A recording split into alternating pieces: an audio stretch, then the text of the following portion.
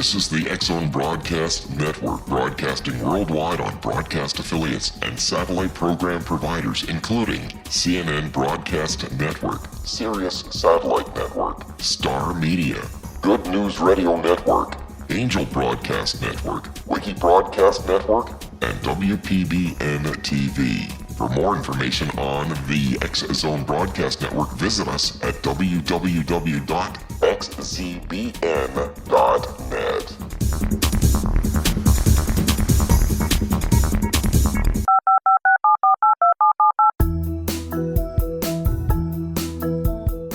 Did you know that when you're on the road with limited data or Wi-Fi, you can still listen to the X-Zone Radio Show with Rob McConnell, The Science of Magic with Gwilda Wiyaka, X-1, Dimension X, Space Patrol, and every minute of the X-Zone Broadcast Network by calling 213-401-0080, courtesy of Audio Now.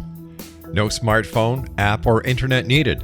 It saves your data plan and it's free if you have unlimited minutes. Call 213-401-0080 to listen on any phone, anytime, anywhere. Remember 213-401-0080 for the best of the paranormal, parapsychology, and sci-fi radio programming anywhere, 24/7, 365. And welcome back to the X-Zone, everyone. My name is Rob McConnell. We're coming to you from our studios in Hamilton, Ontario, Canada. Toll-free worldwide, 1-800-610-7035. My email is xzone@xzoneradiotv.com. On MSN Messenger, xzoneradiotv@hotmail.com. And our website, www.xzoneradiotv.com. Listen to this, X-Zone Nation. This will give you an idea of what we're going to be talking about this hour. It is one of the most influential stories of all time that gave us literature's greatest villain. For 100 years, we thought his story ended there. But now, he returns. Dracula, the Undead. From Bram Stoker's direct descendant, Dacre Stoker, and Dracula historian Ian Holt, comes the heart-stopping sequel to the original classic. Based on Bram Stoker's own handwritten notes and extensive research. Dracula, the Undead. On October 13th, 2009. The legend lives. Joining me now is Ian Holt. And Ian, welcome to the X-Zone. I have to ask you, what is the fascination after all these years with Dracula? I think because he's a touchstone for all of us. I mean, he's the first vampire we've encountered. As children, we usually see the Bela Lugosi movie. Yes. It's one of the first vampire movies we see. Mm-hmm. For people that are a little older, you know, the first vampire they ever heard of was Bela Lugosi. So it becomes a touchstone, you know, and Bram's book is still the book that everyone looks to when they turn to vampires. You know, all the legends of turning into a bat and all the attributes of the vampire, sucking the blood and all of that, all stem from that book. So it's kind of like the Bible of vampires, you know. Sure. It's the New Testament of vampires. But tell me, Ian, are vampires real, or are they folklore? Are they legend, or are they fiction? They are real. They're real vampires. But, you know, like a chicken and the egg, what came first, the real vampires or Bram?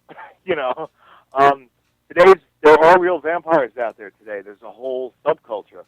In fact, the head of the vampires lives in Paris, and his name is Father Sebastian. Why would a person want to become a vampire? Well, this is something, no matter what culture you can bring up. I mean, even the American Indians. If you've ever seen the movie A Ravenous or heard of a shapeshifter in Indian legend, it's eating of flesh, being a cannibal, or drinking blood of your enemy. The Pawnee were known to do that. You would eat the flesh of your enemy, and people said that you consume their soul and their power. And doing this over a long period of time, you were resistant to disease and had extra human strength, and then eventually you gained the power to shapeshift into wolves or deer or legends that go way back in every culture. Also, there's a negative connotation to vampires, naturally. But in Europe, there was, if you had, even here, even in America, in the colonies, there are graves that they've unearthed with vampires in them. They actually say on the gravestones, the shale carved in, vampire. And the reason for that was the first person to get a disease, let's say tuberculosis, which was then known as deception. Yeah. And then everyone else in the family would get it. I was a witness to a staking of a real vampire in Romania. They actually dug up a body and put an iron rod through it. You know, what the wooden stake isn't really the truth. The wooden stake had something to do with the wood of the cross and all of that came later, but in the legends. But all right. Originally it was the iron rod to put through the body. Ian, stand by. We've got to take a 2-minute commercial break. Ian Holt is our guest, X Zone Nation. www.dracula-the-un-dead.com. That's Dracula, the un, and then a dash dead.com. We'll be back on the other side of this commercial. Don't go away.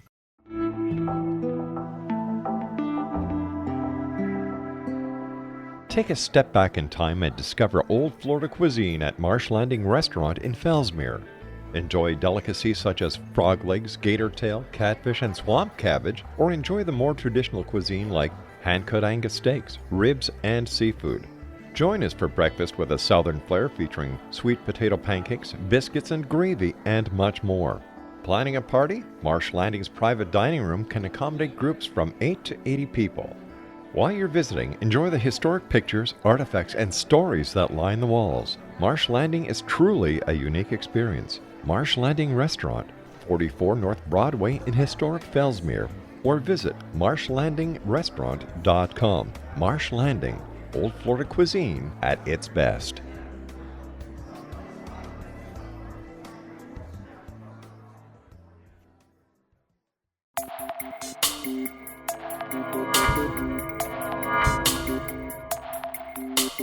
Are you interested in the paranormal, ghosts, UFOs, or psychic phenomenon? Join me, Tim Bartley, co-host of Talking to Spirits with Lightworkers Tim and Justina, coming mid-January 2017 to the XZBN. We will channel spirits live and talk to them, revealing all kinds of amazing information. Spiritual attachments will be found and removed on the show, and so much more. To find out when you can listen to Talking to Spirits with Lightworkers Tim and Justina, visit www.xzbn.net for listeners on both sides of the veil.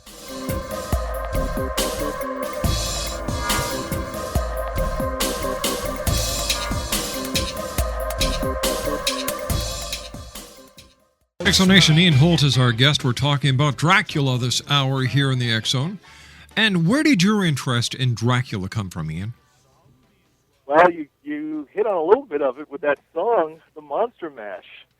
You know, when I was a kid, I'm very young, I was afraid of the monsters, the Universal monsters, the Wolfman and Frankenstein and Dracula. But I was a huge fan of Abbott and Costello. So my dad got the idea of letting me watch Abbott and Costello meet Frankenstein, and I could watch the monsters of the comedy. And I, was hooked from then on. But the one that got me the most was Bela, and I think it was because he was the most human-looking out of them. Lon Chaney Jr. wasn't a monster when he wasn't in makeup, so that doesn't really count. So it was Bela that really got to me. And I think, a lot of people ask me, why vampires? Why does Dracula stick around with us, or any vampires? And I think, as you're an adolescent, you're so not in control of your life.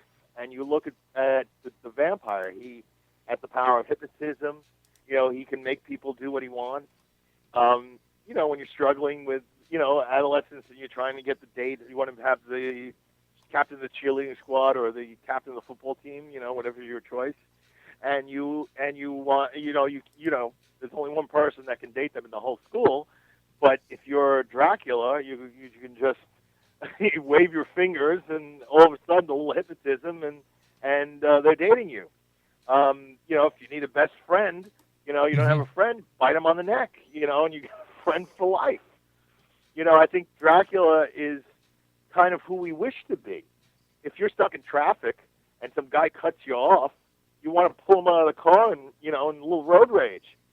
You can't do that because you're worried about the rule of law. Dracula doesn't have that problem. He has the strength of 20 men. Yeah. You know, if you send him to prison, he can bend the bars and get out, you know.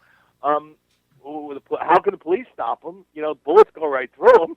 I mean, you know, you're in trouble for cash, you need to rob a bank.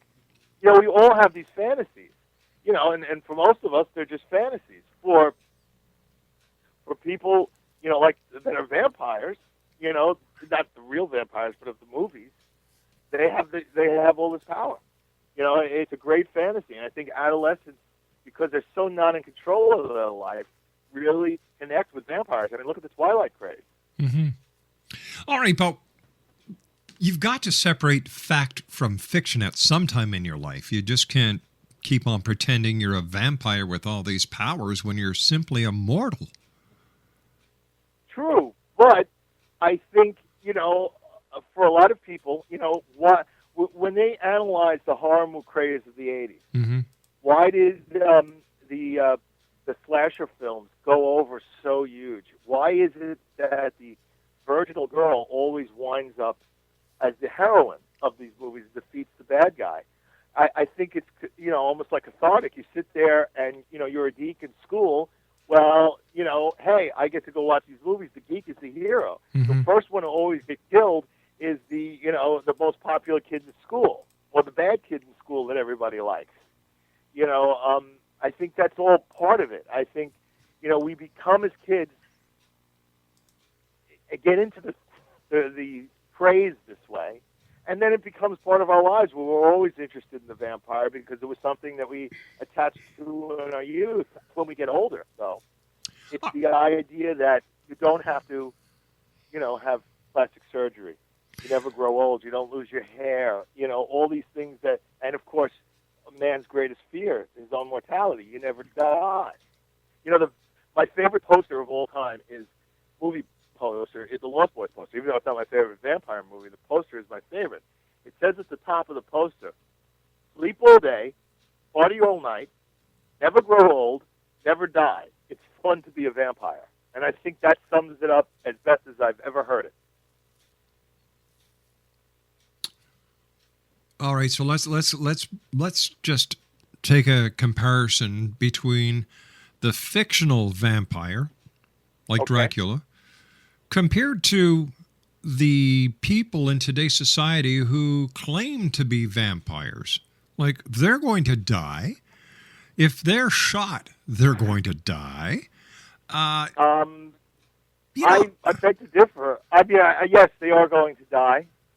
But you know, we're putting together a reality show about vampires, and one of the people that are going to be on it is a woman who was a bodyguard. I won't say, but one of the top rock stars in the world. She was shot 4 times, she tells me, and these wounds should have killed her. She attributes her survival of those 4 gunshot wounds to her drinking blood. And that she's here today because she's a vampire. Was she born a vampire? I don't know, you know, how much truth there is to it, but because I'm not a blood drinker. But there are the people who drink the blood, and now this is not, don't go out and get a victim. You know, they have girlfriends and boyfriends or just acquaintances who give them the blood, and before you give the blood, you're screened for HIV and STDs and all of that. You know, that you drink that blood, and you're supposedly you don't get sick, you don't get the flu every year, you don't get colds, you're stronger than an average person. You know, she claims she can bench more than most women, and she's not all bulked out, you know, and muscular like the heavy bodybuilder women. You know. So I don't know. I mean, you know, there's a woman, Michelle Belanger, who's an energy vamp, where they put her on on a a thermal camera, Yeah. and she sits with her girlfriend, and she runs her hands around the outside of the girlfriend, and you see she's almost has no registry. She's almost cold. She's almost at like death temperature. Mm-hmm. And the girlfriend has a full aura of energy, of heat around her. And as she runs her hands around her, the energy transfers from the girlfriend to Michelle. And you see Michelle's body warm up in the thermal cam, and the other girl get cold. And by the end, the girlfriend is completely tired, and Michelle is completely energized and alive, and she says she has to do this to live. So, I mean, and that's easy to record. I mean, it's recorded on the thermal cam. You sit there and you're going, is there anything to this? And I'll tell you, this is maybe a little bit off topic, but there's a website called Black Ops or something like that, .com. And on there they have studies that were done by the KGB that's been translated, all these freedom of information stuff from Russia, where they found a tribe in South America when they were building the roads to the rainforest that had never seen people. Right. And they were eaters of their own dead to consume and of their enemies. And they to consume the soul of the ancestors. Well, what's the difference between doing that? What's the difference between doing that and being a cannibal then? There really is none. It's just that the person in those cultures, they don't call it cannibalism because you're not killing a person to eat them. The person dies of natural causes and then you eat them. It's a very subtle difference. But for technical terms, in science they don't call them actually cannibals. What use does a cannibal have in today? I'm sorry. What use does a vampire have in today's society? And why would anyone in their right mind want to become a vampire? Are these people psychologically balanced? Are they missing something in their psyche? No. It comes from two things. One, there's an actual clinical disease. It's called Renfield syndrome, named after Renfield from the book, where people, for some reason, are mentally imbalanced and they need to drink blood. This is a real psychological, a lot of these people who are like Ed Gein and the serial killers have Renfield syndrome. There's another part of this that comes from vampires, goths, these groups, emos, all the stuff that live outside the general society of what is acceptable society, of way to dress, and and they have their own community. They don't care if you're fat. They don't care if you're thin. They don't care if you're ugly, if you have pimples. They don't care. They don't care how you dress. They don't care if you're rich or poor. If you want to be down with them, and you are. And it's a way for people who are not the cool kids in school, the shy and the imperfect, to find their own clique, and you're accepted. And when you get into it, it's like any cult, and that's what it is. It's kind of goth is a cult, the goth kids and all of that. You can leave when you want. No one's taking your family's money like in a cult. But what if you're a Wiccan? Wiccans have a lot to do with vampirism. Now Wicca is white magic. I mean, it still uses the 5-pointed pentagram, but it's straight up.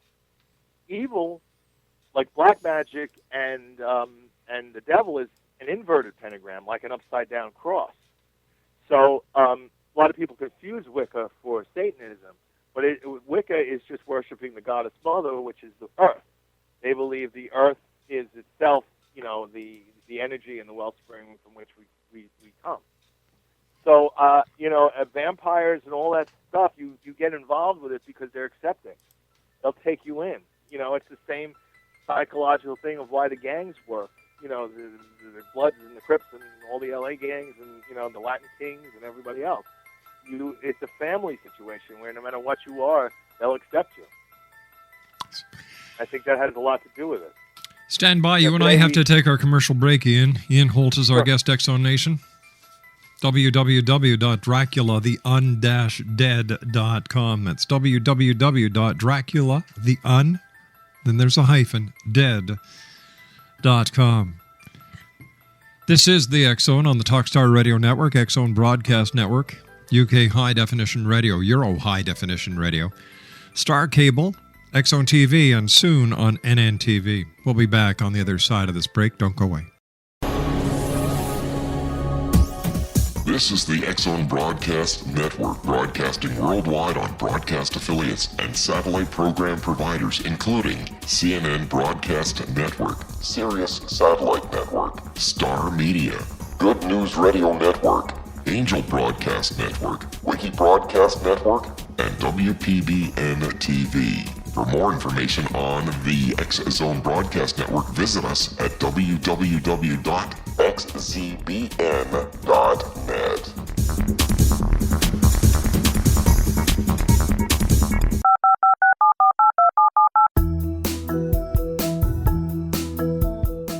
Did you know that when you're on the road with limited data or Wi-Fi, you can still listen to the X-Zone Radio Show with Rob McConnell, The Science of Magic with Gwilda Wiyaka, X-1, Dimension X, Space Patrol, and every minute of the X-Zone Broadcast Network by calling 213-401-0080, courtesy of Audio Now.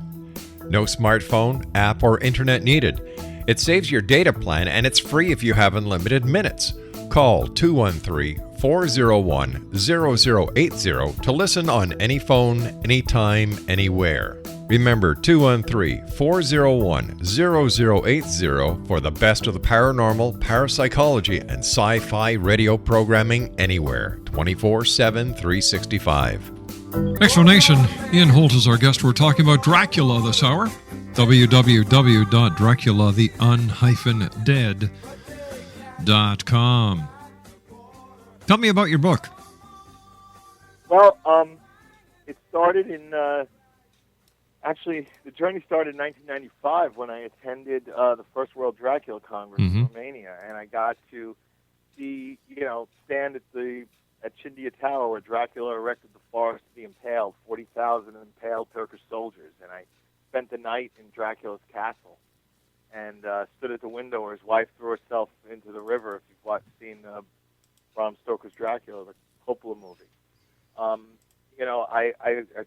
toured his palace at Tugovstay and went to his house where he was born in Shigashwara. And from there, I met Dr. Elizabeth Miller, who I understand is a guest on your show. Yes. She's the Dracula police. She wrote everything about Bram and Dracula you could imagine, and she checked everybody's facts. And she invited me to Dracula 97 in L.A., which was the 100th anniversary of the release of the novel. And I stood there in this room where they had all this stuff for sale, and there were like 20 or 30 sequels to Dracula. And not one of them had been a hit. And not one of them had anything to do with the Stokers. And I said, well, where are the Stokers in all of this? They lost the copyright in 1927, circa 1927. And since then, they've been out of it. And I said, gee, wouldn't it be interesting? I knew that Florence, Brahms' widow, had worked on the Bela Lugosi movie. So there was a precedent for the family, keeping Brahms' story alive and protecting it as after his death. So I decided to try and track down the Stoker family. And at 97, I met, Bela Lugosi's son. I met Abbott Costello's daughter, Abbott's son, and I met Boris Karloff's daughter. So, the legacy thing was in my head. And I, over the years, met people from the family and started to form a relationship with them. And many of them were very jaded and didn't want to have anything to do with it. They felt like Hollywood had taken it and run amok with it. And finally I met Dacre Stoker. And he was a younger part of the family. He was an American part of the family. Families branched out in Europe, and Brahms' director Sten and Stone have the Stoker name because of the daughter. They came from the daughter, so through marriage they lost the name. But Dacre's side of the family, and he's Brahms' great-grandnephew, retained the name Stoker. So it seemed to be perfect, when we met. And Dacre had written a paper in college about the book that his ancestor had written, and he was familiar with it. And when I told him, I said, if we write a book, a sequel, we can reestablish lineage, and not only lineage, but copyright, form a new copyright, and reclaim Dracula for the Stoker family. It really lit a spark under him because he felt like he could heal the wound. He wasn't as jaded as the rest of the family, saying, "Oh God, this is never going to happen. This is, you know, we're so we've lost it and we're never going to get it back." It was like an open wound in the family, and he thought he could heal it, like I thought. And I originally wanted to do it as a screenplay because that's what I am. I'm a screenwriter. I've written nonfiction books, but I've never written fiction before. So I was going to do what I do best with the screenplays. But he decided that, to honor Bram, we should do it as a novel, and that's how it started. We worked for the next we researched for 2 years and then actively started writing the novel. It took us 3 years to write it. With all the research that had to be done and getting to Bram's actual notes and interviewing, the oldest members of the family for stories that their parents told them about Bram. So it was a very intensive process, and a lot of the story, what didn't just come out of our heads, it came out of Brahms. We felt like we wrote it with Brahm, and some people don't understand, and I think we've changed things, but Brahm wrote in 1901 a foreword to the Icelandic edition of Dracula that a lot of the stuff in his book cannot be explained by science, and he fully expected one day that it would be explained and it would change the book. He's the one who came up with the idea that everything that happened in Dracula was for real. He said that in the Icelandic edition. He wrote in other books that it was all based on Jack the Ripper, and that Jack the Ripper was, and the murders were related to the Dracula murders. He wrote all this stuff and that's where we got a lot of ideas from the book, from stuff that Bram actually wrote. In fact, the character of Cotford, Inspector Cotford, was on a list of characters that he put together in his notes that Baker went to see at the Rosenbach Library in Philadelphia, where 125 pages of his handwritten notes while he was writing Dracula are there, and a lot of subplots and stuff. The original text of Dracula was much longer than the book, and it was cut by the editor. So we don't have a lot of those pages. Only 2 chapters still exist, and they were released separately under a title called Dracula's Guest. Was Bram Stoker a Dracula, a vampire? No. But here's why he chose the name Dracula, we believe. Bram was very sick as a child and he almost died. And they had we don't know what it was that he had. He was bedridden most of his childhood. And in Gaelic, they called what he had Dracula, which means bad blood. I'm probably not pronouncing that 100% correct, but it sounds like that. Well, years later, his original title for Dracula, we have it in his notes. He was going to call him Count Vampire, which isn't very, Count Vampire isn't very original or exciting. But he heard stories about Dracula, the real historical Dracula, and he heard the name, and the name sounded like Dracula.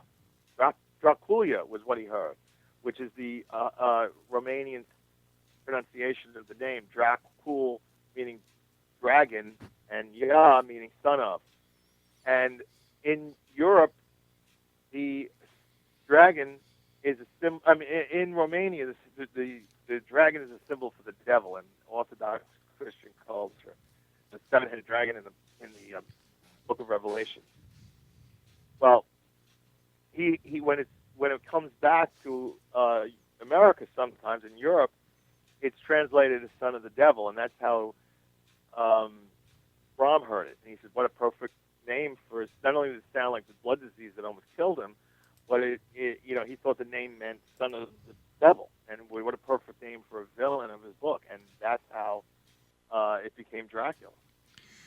How can we tell if we're talking to a a vampire if we're out and about in downtown Toronto, downtown LA, or downtown Montreal, or wherever? What would be a tip-off to an unsuspecting member of society that the person that we may be talking to may actually be a vampire? Well, I'll tell you, you don't know. If you see them at night, they're in usually, some exotic dress. They usually dress in a crossover between, the 1700s and present day, something like that. And, you can always tell by their fangs. A lot of vampires, there's a specialty in this. If you go online to some of the vampire sites, you'll see fangs, and there's special teeth makers that make real vampire fangs. There's other vampires that go to the dentist and have their incisors filed down to have fangs, so it's the real teeth. But why? You can usually tell by But the why? fangs. What happens when they grow up and hopefully? Now, these are people that are grown up that do this. Well, what does that tell you? That it seems to me that these people are not playing with 52 cards in their deck. I've met them, and I don't see them. I think it all grows out of trying to be different. They reject the tight rigors of society. You have to dress a certain way. You got to wear a suit and tie to work, and all this stuff. They reject all of it. So how do they make a living? How do they pay their bills if they're not part of society? Well, I'll tell you the truth. Bram brought the vampires to walk about in daylight, and since then, it's been changed. In fact, people that read Bram for the first time today think that's a mistake. Bram made a mistake. Well, in our book, we corrected to say vampires can't walk about in the daylight. Bram got it wrong because Bram's a character in the book, and he learned about the story from someone. I won't give it away. But a vampire came up to me at one of my book signings, and he was very upset. He said, he's lived his life during the day having a job. And, now that we found, because of the sequel, that Bram was wrong and vampires can't walk about in the day, he has to quit his day job and find a night job. And like so many of his brethren, he's going to have trouble paying his bills. They find work. I know a vampire who's a butcher by day, works at a butcher shop. Do you know do any vampires work for the Red Cross? That's probably, they probably are. Free blood. Yeah. There's vampires that work at, the night shift at hospitals to get blood. Tell me, are you a vampire? No. I have had many vampires come up to me and ask to be bloodbound with me, which means you share blood and you become, you're supposed to have a telepathic connection to the person you share blood with. No. I've had to knock on my hotel room door at night, track me down. But no, I am not a vampire. I'm a friend of the vampires. I can go to the vampire ball, and which I'm going to in New Orleans. So do you wear garlic? Do you wear a ring of garlic around your neck? Do you carry a crucifix, and do you carry wooden stakes, silver bullets? Well, maybe the crucifix, but that's it. And I find that most of the vampires that I've met are just regular people. They're not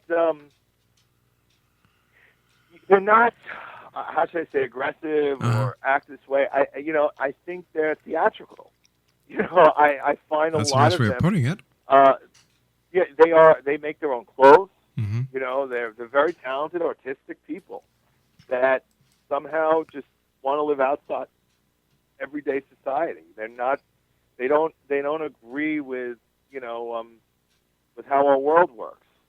They think it's too regimented. But to be does different and to stand out? If you don't agree with the way the world works, does filing down your teeth or putting fang implants in and drinking blood really solve a problem? No, but was it any different in the '60s? What was it? Tune in, drop out, and whatever. it was the phrase. Yeah, but once Everyone again, had once long again, hair and wore the flowers. It's but just once another- again, it's we're just talking another about counterculture movement. we're talking about people who cannot accept responsibility. That's what the bottom line is. They can't address, or they can't attune themselves to the way society acts, the rules, regulations, and laws. So what they do is they form little cliques, little clubs, Yes. where a bunch of outcasts get together. I think it is. I think there's strength in numbers. I think that's what happened. Mm-hmm. The Flower Children movement and everything else. I mean, it was the same thing. I think, for me, everybody has their little something that they rebel against. My father, was a haberdasher, and he had a suit store. Mm-hmm. I refuse to wear a suit and tie. I just don't see if I can dress nice and come in and look clean, why do I have to wear the suit and tie? But you It's didn't. my little way of rebelling. But you didn't file Did I hold down. on You to didn't. it? You didn't file down your teeth into fangs, and you don't drink blood. Yeah, I think that the drinking of the blood is supposedly for them. They say that it enhances their physical powers. And since I've never drank blood, thankfully, except if I got a little cut in my finger, and it was my own, I can't say whether it's true or not, but to them it is. To them it's very real, and it's almost like a religion in a way. It's sort of like they created their own religion. All right, stand by, Ian. We've got to take our final break. Ian Holt is our guest, Exo Nation. We're talking about Dracula the Undead. His website is www.draculatheun-dead.com, or for our Canadian listeners, draculatheun-dead.com. We'll be back on the other side of this break as the X Zone continues from our studios in Hamilton, Ontario, Canada. My name's Rob McConnell. Don't go away. 18 Sergeant Central. 19 Sergeant, check. Officers on the scene. Hi, I'm Larry Lawson, host of Paranormal Stakeout. With over 36 years in law enforcement, I have learned a few things. The most important is the proper gathering and preservation of evidence is vital to putting the bad guy behind bars. It's no different in the world of paranormal investigation. Whether it's the search for the afterlife, cryptozoology, UFOs, and extraterrestrials, how we gather the evidence, preserve that evidence, and present it to a jury of our peers will make the ultimate difference in proving the existence of worlds and entities that are beyond our imagination. Join me, Larry Lawson, every week on Paranormal Stakeout when, along with my guests, we'll take a journey to prove with indisputable evidence what man has struggled to believe for centuries. Go to xzbn.net for the broadcast schedule and check me out at paranormalstakeout.com.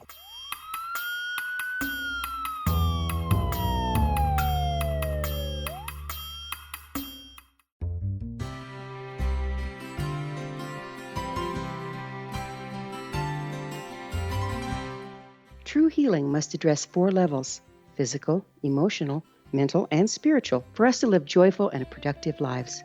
We tend to treat 3 of the 4, leaving the spiritual languishing. If you're tired of the same dysfunctional patterns cropping up in your life, Soul Balancing is for you. Trixie Phelps, owner and founder of Soul Balancing, is a naturally gifted energy healer trained in numerous esoteric forms, including shamanism. Trixie has created a powerful modality that safely and effectively clears your energetic field. A soul balancing session can remove interference, heal trauma, and restore your hope. Contact Trixie for a life-changing long-distance session today. www.soulbalancing.world.